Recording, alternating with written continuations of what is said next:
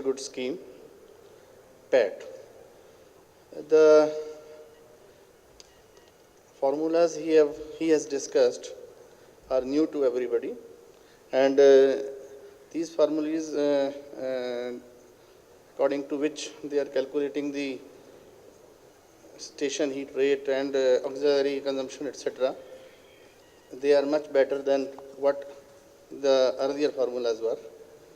The basic thing is that to improve the station heat rate,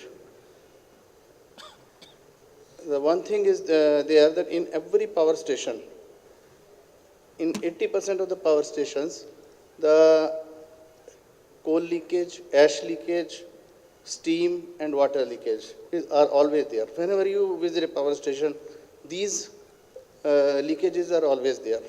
They increase the fault level as well as reduce the station heat rate. So we must try to bring down these leakages. One thing I want to add to Mr. Asthana, suggest to Mr. Asthana that we must concentrate on ash management. This is the basic problem being faced by each and every power station. So they must, this ash management point must be ash utilization, dry ash utilization, because we are not having land to have this wet ash disposal. So ash management must be added in their scheme of things. The other thing is what it has already been told, that the cost of generation is basically dependent upon coal.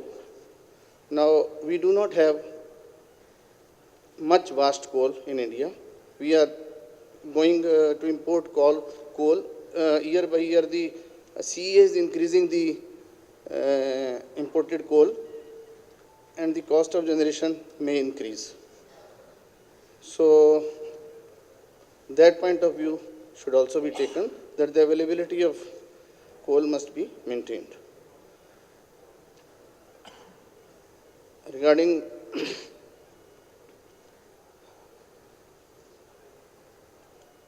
reduction in fault level, this point has not been taken into in the PAT scheme. So the fault level must be monitored.